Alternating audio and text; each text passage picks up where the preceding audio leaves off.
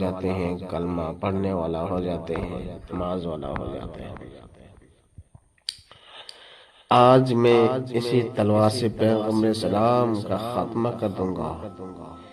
اتفاق سے راستے میں ایک شخص سے ملاقات ہوتی ہے جن کا نام نعیم بن عبداللہ قریشی رضی اللہ تعالیٰ سے ہے۔ یہ مسلمان ہو چکے تھے۔ حضرت عمر رضی اللہ تعالیٰ کو ان کے اسلام کی خبر نہیں تھی۔ حضرت نعیم بن عبداللہ نے پوچھا کہ کیوں اے عمر، اس دوپہر کی گرمی میں ننگی تلوار لے کر کے کہاں جا رہے ہیں؟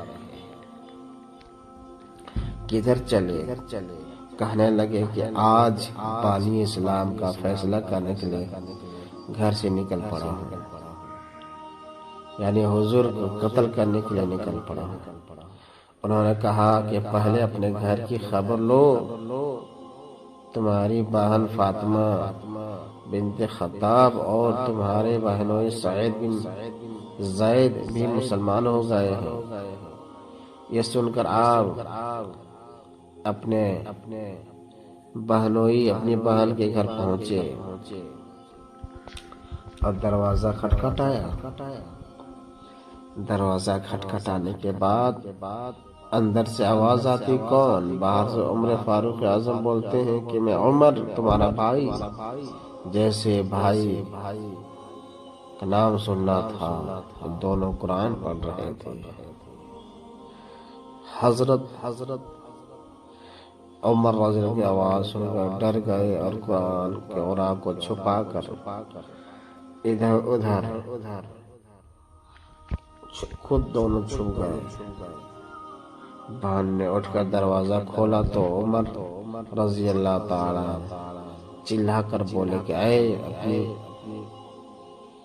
جان کے دشمن، کیا تو بھی مسلمان ہو گئی ہے؟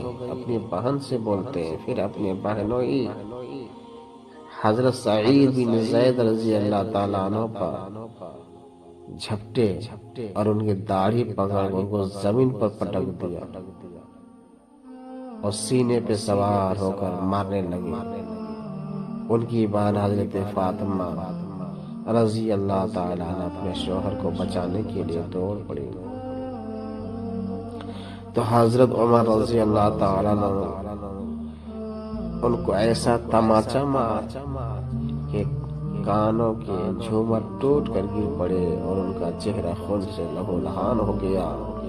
بہن نے صاف صاف کہہ دیا، اے بھائی، اے عمر سنو، تم چاہو مجھے قتل کر دو، مجھے لہو لہان کر دو، میرے ہاتھ پیر ہم دونوں کو توڑ دو، لیکن ہم لوگ ایمان لا چکے ہیں، ہم لوگ اسلام لا چکے ہیں، قرآن پڑھنے والے ہو چکے ہیں، اب اسلام سے ہم خارج نہیں ہو سکتے، اسلام سے نہیں نکل سکتے، تم سے جو ہو سکے کر لو، مگر اب اسلام دل سے نہیں نکل سکتا۔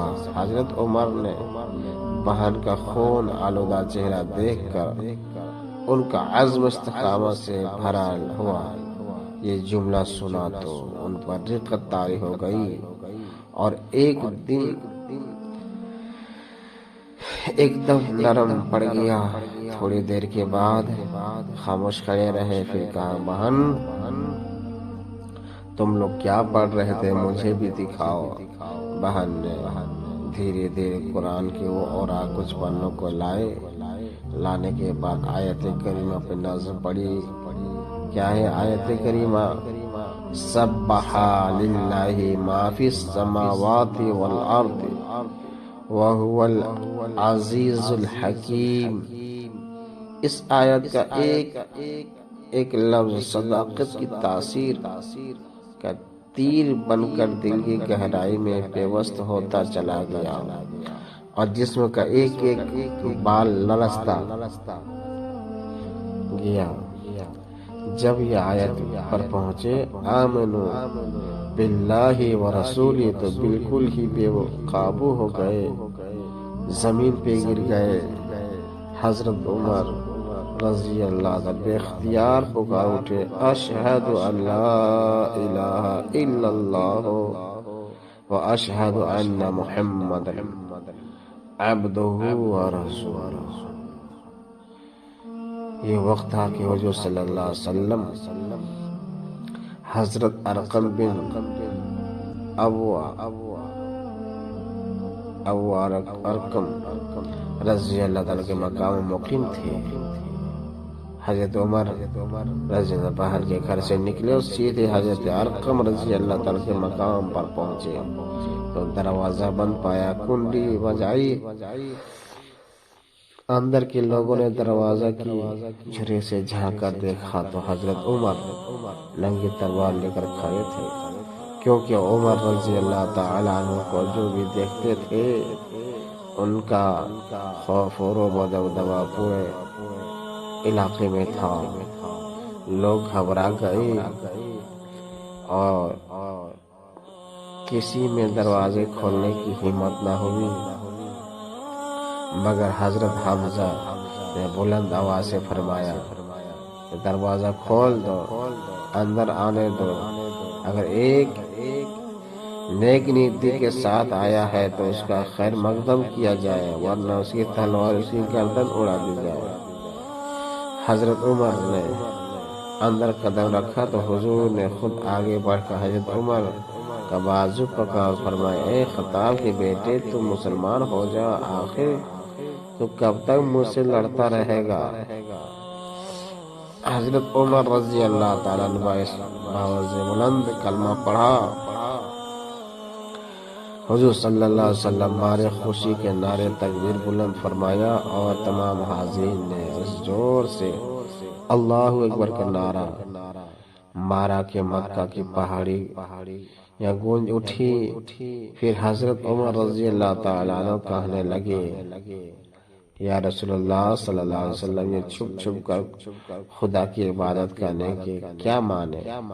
اٹھیے، ہم کعبہ میں چل کر اعلان خدا کی عبادت کریں گے، اور خدا کی قسم میں کفر کی حالت میں جن جن مجلسوں میں بیٹھ کے اسلام کی مخالفت کرتا رہا ہوں، اب ان مجلسوں میں اسلام کا اعلان کروں گا۔ پھر حضور صلی اللہ تعالی علیہ وسلم نے صحابہ کی جماعت کو لے کر کے دو قطاروں میں روانہ، ایک صف کے آگے حضرت حمزہ چل رہے تھے اور دوسری صف کے حضرت عمر آگے آگے چل رہے تھے۔